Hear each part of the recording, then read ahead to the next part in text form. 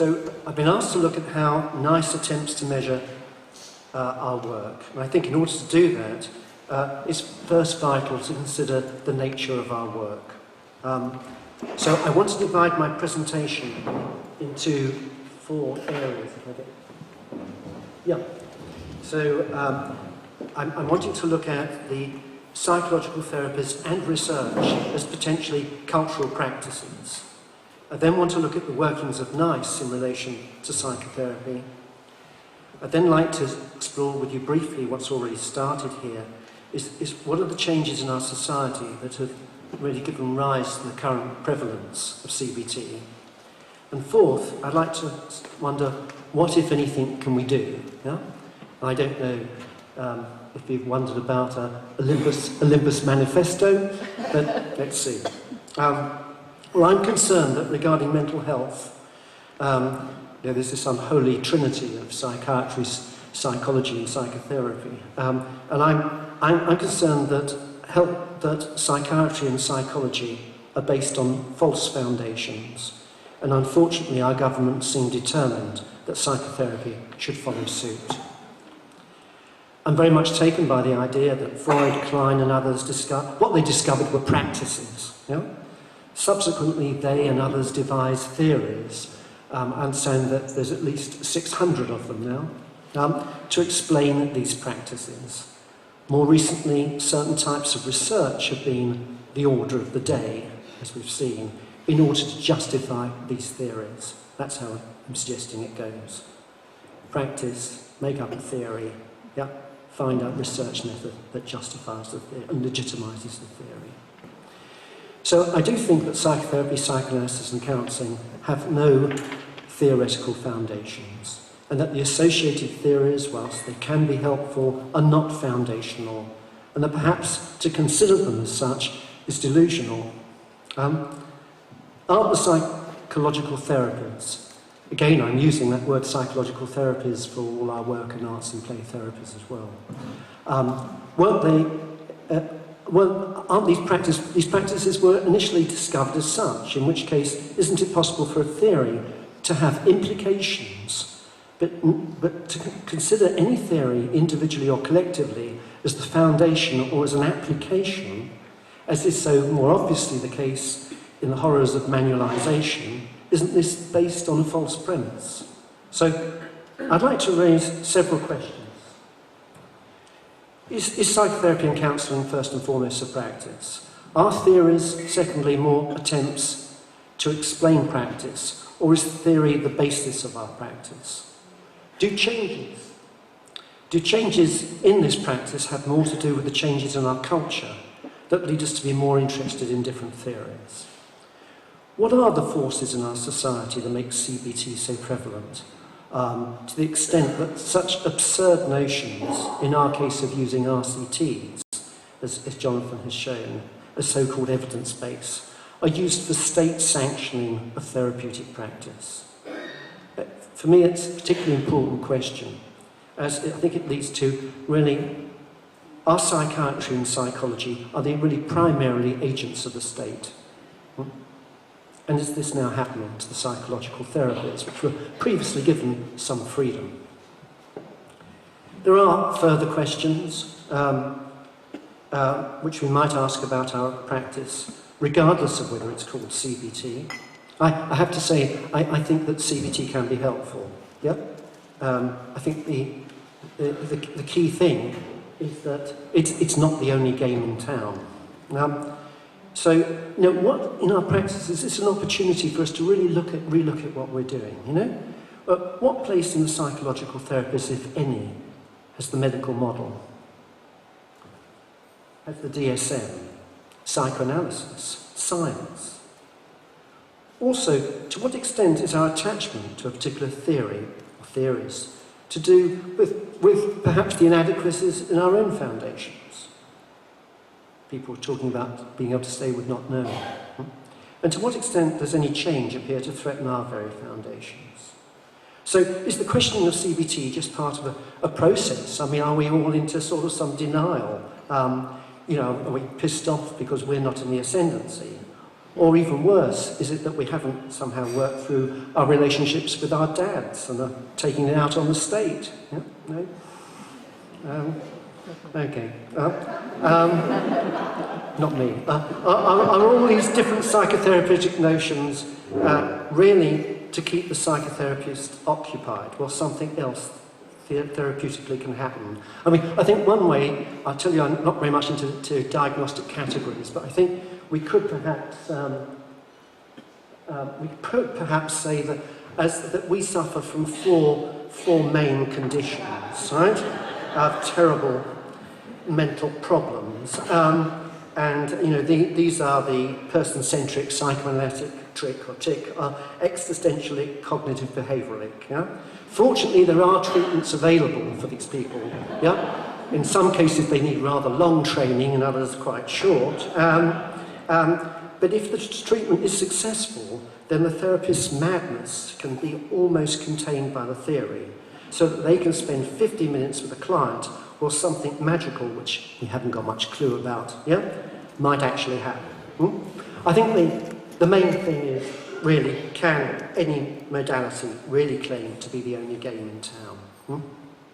There is the question of whether we as psychological therapists can actually diagnose and treat, as in the medical model. Well, I'm not questioning the medical model here with regard to physical medicine. I mean, I broke my wrist. I no quibble with the implicit understanding of the doctor of what kind of wrist I wanted back. But, you know, if I break my heart, can you here, let alone a technician, tell me what my desire should be? Well, I'm also not questioning NICE's work with regard to the physical medicine. I think they've done excellent work, for example, in getting drug companies to report all their randomised controlled trials rather than just the successful ones, which perhaps shows what is possible to get away with when you use the term RCT. Yet, using RCTs for mental health are regarded as an absurdity. I think there is also a strong case that there should be more meetings like this one. I don't know if you could do a Limbus conference on the DSM. I mean, there's an example of scandalous theorising, as my colleague James Davis has recently, amongst others, pointed out. Yeah? And of course, as I understand it, any medicines only requires to be randomised and tested after 8 weeks. What about the people who have to, maybe more than necessary, stay on them for the rest of their lives? I think we also thank Richard Layard for really convincing successive governments of the importance of the talking therapies over medication. Well, what about our own classification of different modalities, which was mentioned at the end of the last talk? Can any be scientifically proven to be better than another?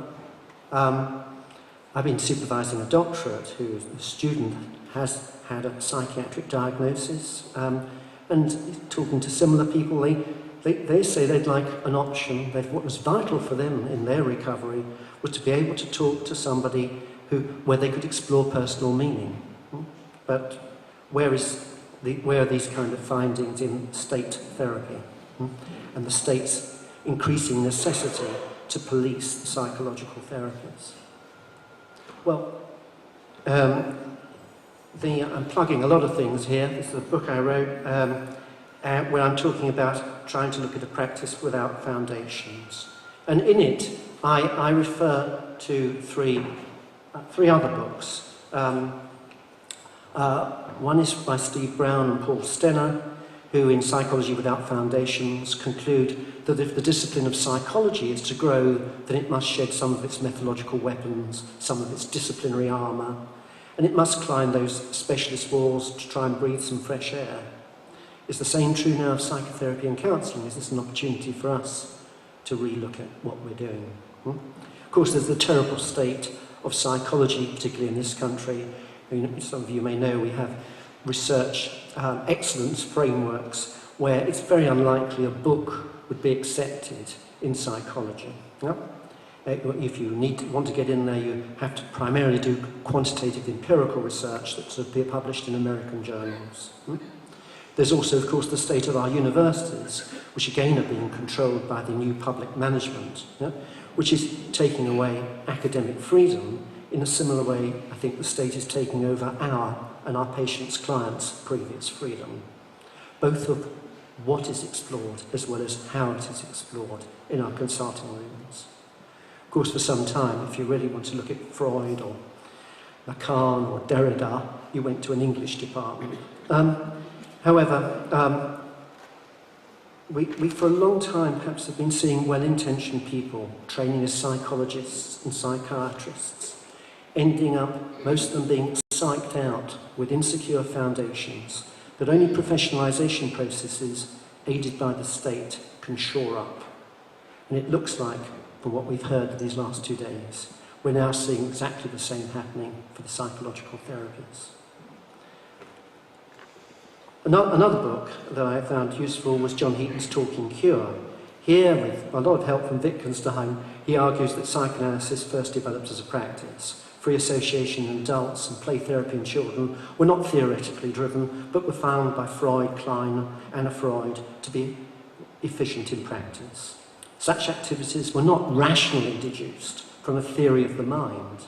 John argues that there are those both in psychoanalysis and CBT, I think in most approaches now, who claim to be scientific and rational. They assume that the therapist is rational and can claim the authority to decide what is to be considered valid reality, and then correct the client by some technical means. For both CBT and psychoanalysis, particularly in the form of manualisation, mentalisation, or the likes of dynamic interpersonal therapy, as with again other approaches desperate for state endorsement, authority in terms of a scientific theory lies outside of practice. Once we have scientific representation, the user is necessarily outside the representation, as I think most people here know that when you're in it, it's different. I therefore increasingly go along with the idea that authority therefore lies in the actual practice of therapy, with its judgment and timing, rather than its ability to construct and apply psychological theories to cure people. John Heaton puts the case for the talking cure as a practice in which language in the widest sense may be used to enable the person to find their way to being clear.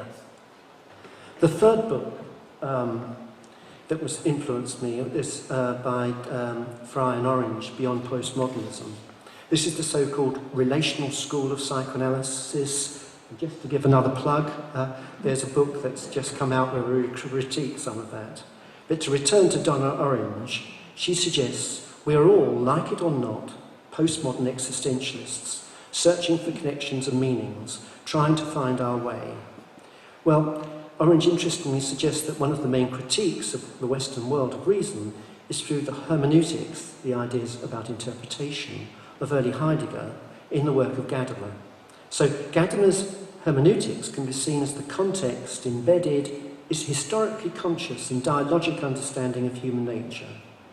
Here, hermeneutics have also provided a way to distinguish psychotherapy from the natural sciences and to claim for it its own kind of validity.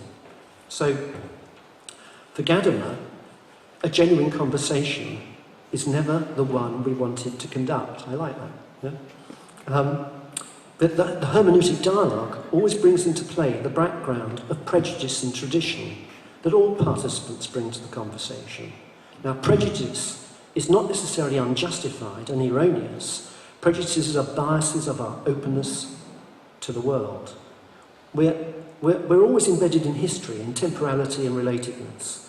Gadamer and Habermas see the hermeneutic dialogue as a form of practice that is indispensable to being human, which, through Aristotle's notion of practice wisdom, is not a set of rules, but an art of living wisely with others.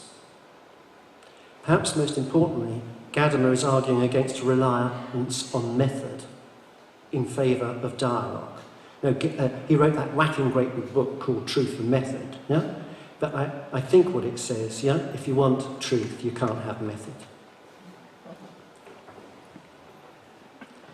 Well, Orange refers, in a little footnote, which has really influenced me, to Paul Ricoeur and the hermeneutics of suspicion.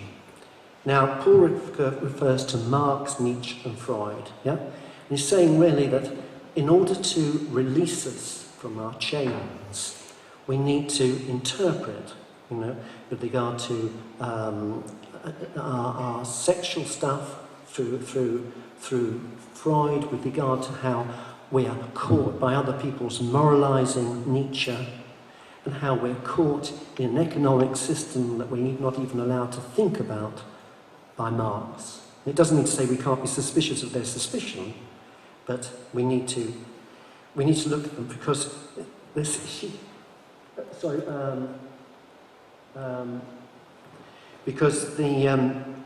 what's being said here is that here we have a method of interpretation which assumes that the literal or surface level meaning of a text is a method to conceal the political interests which are served by the text. Yeah?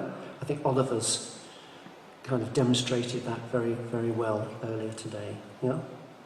That's perhaps what we should be seen as interpreting. So the purpose of interpretation is to strip off the concealment, unmasking those interests.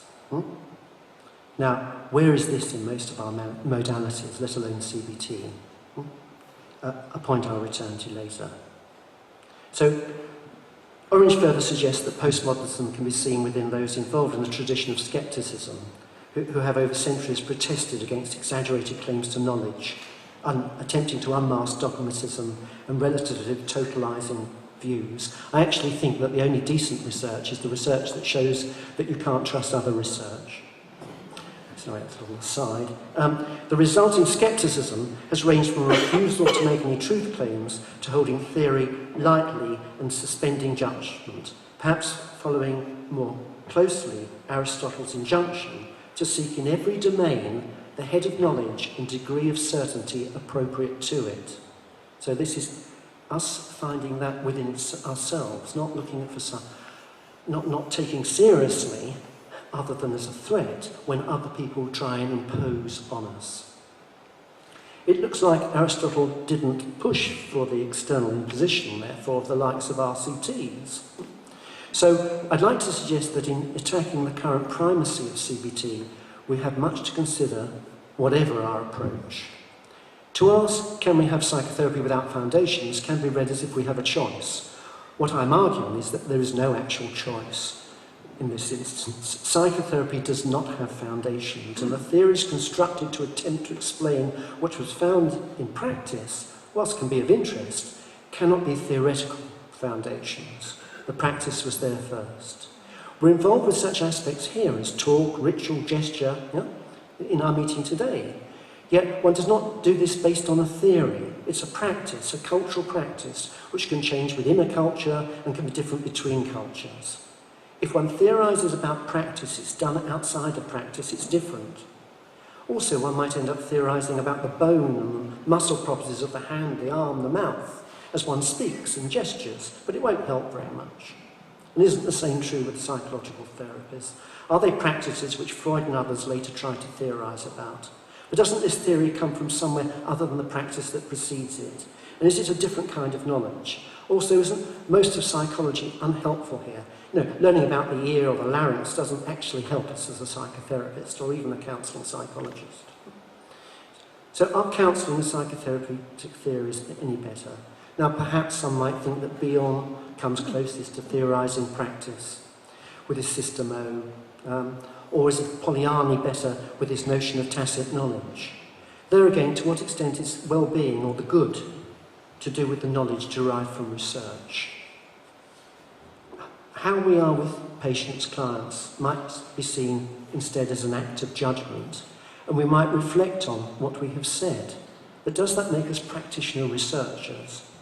Not if we take research to a mean achieving generalisation through some systematic approach. Yet more recently, even theory is not regarded as an important aspect of research. Our experience on a national research committee is if I ask for a definition, people say, oh, Dell, you're philosophising. Yeah?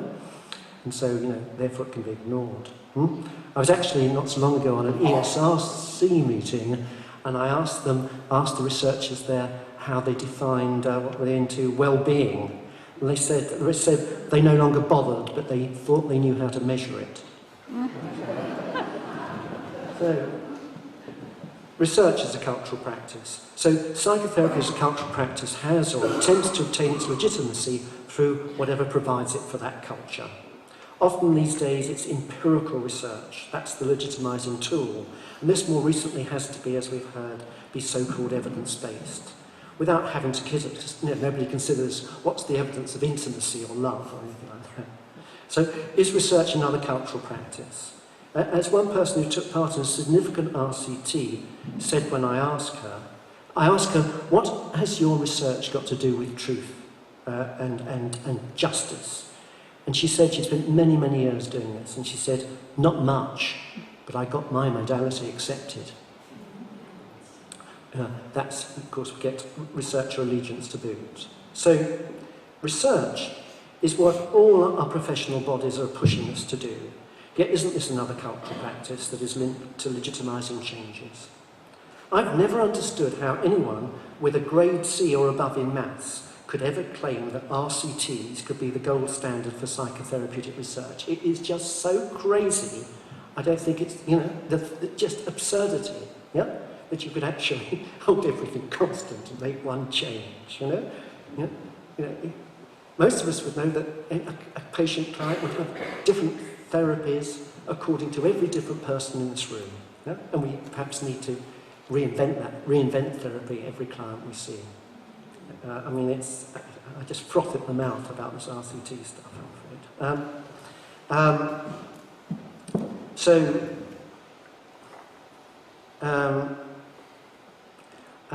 As Angelica mentioned, I was commissioned by UKCP to look at NICE, and we published something called Scrutinising NICE. And indeed, it looked quite good for a while. Questions were asked in the House. Fundamental flaws were acknowledged by the previous and current head of NICE. And there was a desperate attempt for a while to find another method whereby our modalities could be objectively evaluated. Yeah? And it looked like RCTs might only be around temporarily. Well, I'll say more about that in a moment. But first, what research is really of use to us as practitioners? From what I could see, very little in terms of generalisation. But wasn't thesis, what comes out of itself? But now the measurement instrument determines the therapy. There's like the Vygotsky thing. Yeah? We are all shaped by the tales and instruments we come to use. Yeah? Yeah? Even worse than the tail wagging the dog. There is a changing fashion in what we regard as research. What was acceptable for a doctorate so many years ago in one discipline is no longer acceptable now. Where empirical, positivistic research of the kind Oliver was mentioning, scaling 1 to 5 or 10 or whatever, is in the ascendancy. Theoretical explorations are rarely now considered by professional bodies as research, or indeed by an increasing number of university departments. One's lucky if one's looking at theory in universities these days, in lots of disciplines, to be regarded by the less significant term of scholarship. Yeah? So, what has research got to do with thoughtful practice? I've been interested in different types of research. I was the first chair of UKCP's research committee, but I now regard it, as Angelica mentioned earlier, whether it be quantitative or qualitative, as often worse than a waste of time. I get back to Merleau-Ponty, who said, sometimes if we attempt to take away the mystery, we can take away the thing itself. Or to put it another way, when a French Minister of Health was under pressure to evaluate psychoanalysts, he replied, psychoanalysis is something else, and we should let it be. If only we had more ministers like that.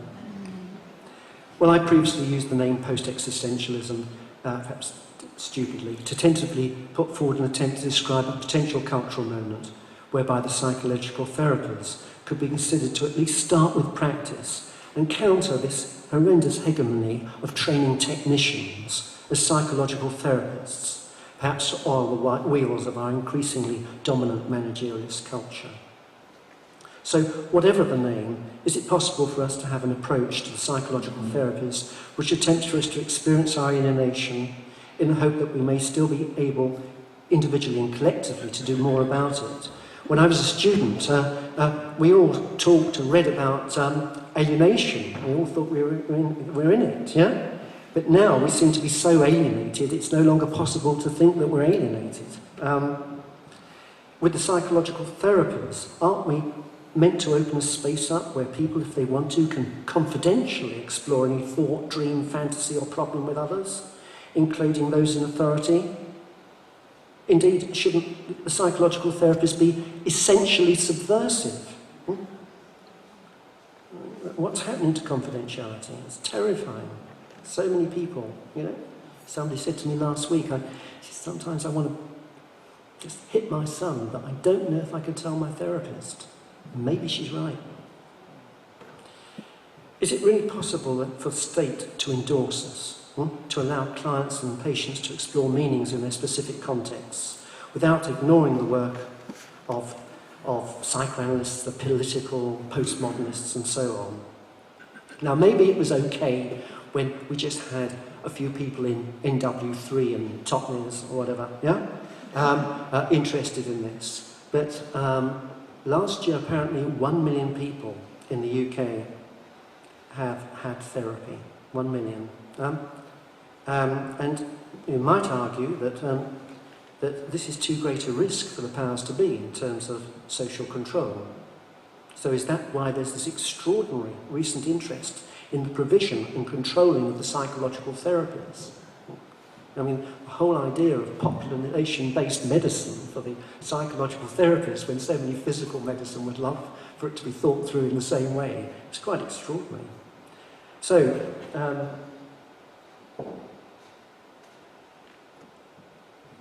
it'd be great if we could finally get rid of the, from my point of view, RCTs. Yeah? I think we have our own way, I think it was mentioned just earlier, of being thoughtful about our work. You know, for example, going to clinical supervision, writing and presenting papers. Yeah? That is our way of doing research. RCTs are so inappropriate and against the very nature of what for many of us is a therapeutic enterprise that one shouldn't really have to waste time on any detailed argument. Yeah? It's, I heard all kinds of very well-intentioned researchers in the field, but the basic assumptions were just so different to how I understood psychotherapy. So I won't go into it, but just another plug, if you want another list of reasons against RCTs, there's another book. Well, if looking about therapy, so I'm arguing the place of practice is the heart of counselling. And this aim can be seen as, in psychotherapy, this aim can be seen as stretching back from the time of Pyrrhonian skepticism to more recently the writings of Wittgenstein, where what we can do is best understood by the activities that we participate in with our clients and patients. There's therefore an increasing body of opinions showing the futility of theory as the basis of the psychological therapies, and with it what's currently regarded as research. Yeah? The psychological therapies are cultural practices, and we are attempting to reformulate an understanding of meaning as contextual and emerging through the meeting of the psychological therapist and client. Thus, how we understand such emerging meaning will be mediated by cultural practices through the mixture of ideas that permeate our society in any period. I'm therefore attempting to describe a potential cultural moment that currently pervades, and I think in some ways pragmatically and strategically, CBT so helpfully meets for some. However, with regard to false foundations, it's not only CBT, but any therapies, whether they be humanistic, existential, or psychoanalytic, which become totalizing moves, all of them are potentially violent, if you start with those kind of theories. At best, such theories are secondary, and whilst they may have implications, they can never provide a foundation for practice. Well, nice work if you can get it. Of course, there is a question, if you do get it, is it nice? No? It's, you know, if you work in a call centre or you go through and you work as a technician with one person after another, this is no longer work that is intrinsically rewarding. One of the great changes for us is that we have work, most of us, that is actually intrinsically rewarding. We don't just have to think of England, take the money and consume it on pleasures to get our extrinsic rewards from our work. Right? This is an enormous difference, but it's changing fast. And so these people on these training programs are working a factory system.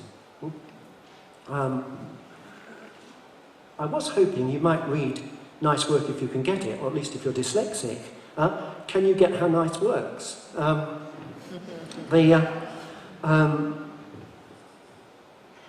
So we did some research on NICE, and just we provided an overview. We were concerned, as you know, for the consequences for patient choice of NICE guidelines implemented via IACT. Saying there was greater choice, there was less choice. We were concerned about NICE methodology that had been inappropriately applied when it comes to talking therapies. We were concerned of the relevance and of the assumptions which underpin NICE's preferred research method, RCTs. We did see that NICE seemed to recognise many of the issues raised concerning its methodology, but it didn't act on them. It states them, it seems to appear that they know about them, but they don't act on them. And so we looked at the case as to whether the current process works in favour of some therapies, which has been very well explained this weekend, and puts others at a disadvantage. We also suggested NICE should adopt a more pluralistic approach to its research methods. Well, it would appear that successive heads of NICE recognised the inappropriateness of RCTs, but didn't know what to replace this with. But now, for those not familiar with the process, if I just go through the National Institute for Health and Care Excellence, I think it's important you note their language. So this is their language.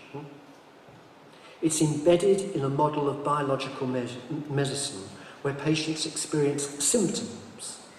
They're indicative of underlying conditions which need to be diagnosed in order for an appropriate treatment to be prescribed. I was trained to think that the treatment's how you treat people. A language which I imagine very few people warm to here. Maybe some, but very few. So what happens is,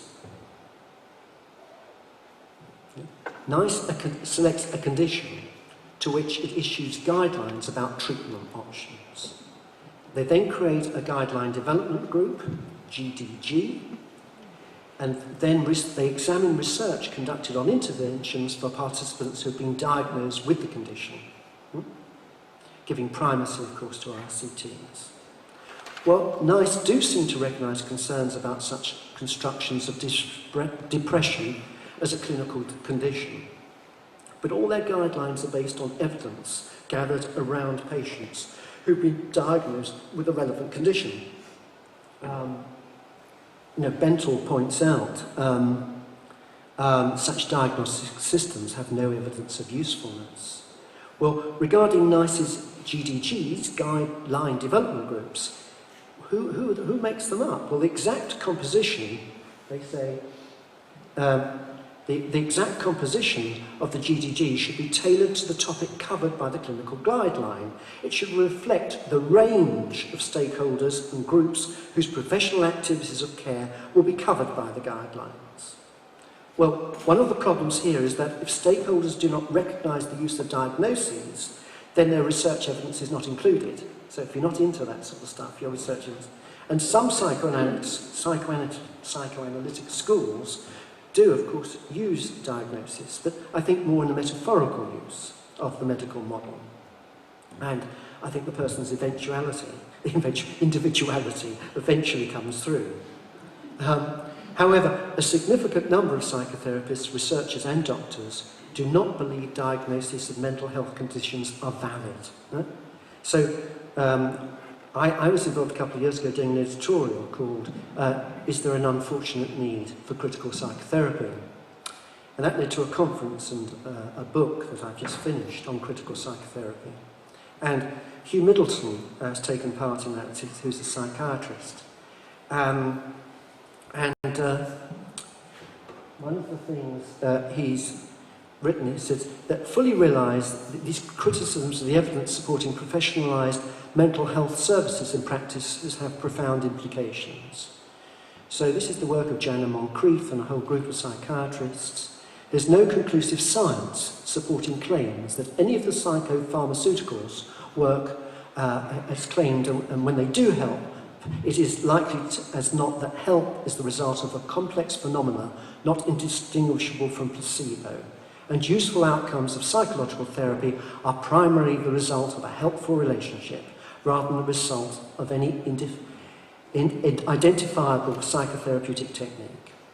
Well, if these conclusions were to be widely acknowledged, then much of what conventional mental health services are commissioned to do would have to be seen, as was mentioned just a moment ago, as acts of faith rather than fact. This is something published called Beyond the Current Paradigm. And it's published also in the Royal College of Psychiatrists House magazine. And I understand there's been no rebuttals to it. But back to NICE. NICE do seem to be, on the one hand, aware of some of the problems. So, for example, it's stated that the GDG for depression, considered it important to acknowledge the uncertainty inherent in our current understanding of depression and its classification, as assuming a false categorical certainty is likely to be unhelpful and even worse, damaging. However, despite these factors, NICE only seriously considered research evidence conducted using participants with depression as a firm diagnosis. So, who in fact makes up the stakeholders of these GDGs who play an essential part in NICE's recommendations? Where, particularly because they say that where evidence is lacking, the guidelines incorporate statements and recommendations based upon consolidated statements developed by the group. Well, so here is in this GDG for depression. It has a psychiatrist, consultant psychiatrist as a chair, 2 psychiatrists, 1 psychological therapist, and 1 psychotherapist. It's very interesting. Why would they have a psychological therapist and a psychotherapist? Why not just 2 psychological therapists? So, clinical psychologists, 2 GPs, 2 nurses, 2 pharmacists, 1 service users, 2 carer, 1. Well, in fact, in the time of publishing our Scrutinising NICE, and I'm afraid to say little seems to have changed since, an overall review of the GDGs for clinical guidelines on anxiety, depression in adults, schizophrenia, assuming you know what it is, shows that just under 7% were psychological therapists, 33% were from the medical profession. Furthermore, there were 36% from the National Collaborating Centre for Mental Health. And who are they? Right? Well, the National Centre for Collaborating for Mental Health is a partnership between the Royal College of Psychiatry and the British Psychological Society's Centre for Outcome Research and Effectiveness. Director Stephen Pilling, a clinical psychologist. Now, you might say, at least we have a psychotherapist and a psychological therapist on the GDG for depression to counterbalance this. So let's see who they are. People wanted to name names. Well, one is Dr. Mark Kendrick, a consultant cognitive behavioural psychotherapist, and the other is one Jeremy Clark, now CBE, who holds psychodynamic psychotherapy and supervision qualifications and just happens to be the chair of the New Savoy Partnership. Right? Now, this is a government-funded body whose aim is to keep what was described as the master narrative of IAPT. It's a jamboree once a year, which is a highly controlled event. So I was actually once a member of the advisory group, but it's got surprisingly dropped. So I would imagine very few people in this room are being represented, unless you feel this can be done by the chair of the New Survival Partnership and a consultant cognitive behavioural psychotherapist, and those clinical psychologists from the National Collaborating Centre for Mental Health who are committed to CBT-type research, closely involved, of course, in developing NICE guidelines.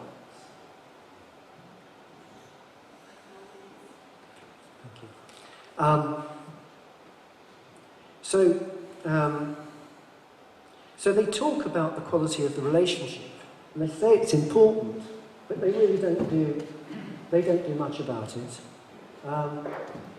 So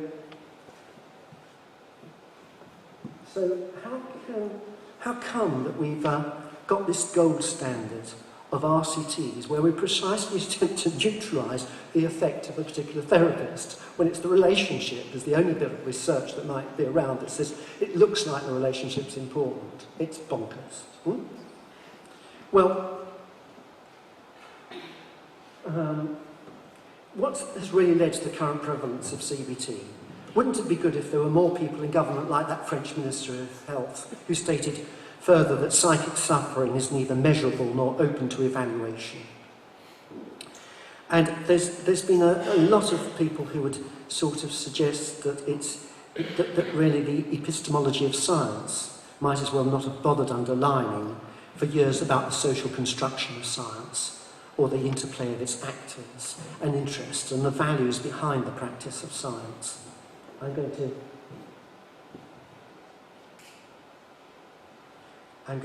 to move on quickly. In concluding our previous research on scrutinising NICE, we summarised that whilst NICE recognises many of the issues concerning its methodology, it's ended up acting as they don't exist. Building on our work, UKCP's lobbying resulted in the new chair of NICE, David Haslam, making a commitment to reviewing the way NICE assesses the evidence base for the psychological therapies. Those who met him in 2013 felt he was clear about this and needed no further persuasion. Yet despite these signs that something was going to happen, unfortunately I've got to report that to this conference that since then there's been nothing but disappointment. It appears Haslam has subsequently changed his views or had his views changed, stating that he now does not see a need for there to be a review of NICE's approach. One good thing, I suppose, is UKCP has got together with BPC, the Royal College of Psychiatrists, BACP and ACP, and they have done a joint consultation response on NICE's guideline manual. They also, UKCP, are securing commitment from bodies like Mind and the Centre for Mental Health. But it seems that we haven't persuaded NICE. The consequences being that patient choice is greatly reduced, and there's likely to be decreasing work opportunities for psychological therapists who are not accredited to use sanctioned evidence-based modalities. Well, how has this come about? Some would suggest we're in, as we've heard, an age of neoliberalism. We're in a climate of increasing state regulation, with its growth of manualisation, the training of technicians, and approaches that favour taking clients' minds off their problems. Perhaps we should consider our modality, whatever it is, and wonder about the use of so-called science in the pursuit of vested interests, notions of progress and authority. As I say, I just completed a book called Critical Psychotherapy, Psychoanalysis and Counselling, and one of the, in there, we have one of the IAPT evaluators has put it, there's been a transformation in practice in recent years, moving from cottage industry to factory-based production, with equal disruptive effects for practitioners. In an era we're in, where through Edward Snowden's revelations, our telephone calls and emails are monitored in the name of internal security, there would appear to have been a significant shift from accepting talking therapies as essentially both confidential and subversive, and essentially being located on the edges of our society, to such confidentially being constantly risk-assessed, together with practices and trainings being increasingly registered and regulated and incorporated into mainstream society. Much of this change has been legitimised through an increasing, as we've seen, pervasive audit culture, coupled with narrow notions of evidence involving some very dubious claims to be scientific. Yet isn't this more to do with those in power at a particular time attempting to determine what is and is not science, as Foucault has argued? In the book, we explore whether there's now an unfortunate need for critical psychotherapy, psychoanalysis, counselling.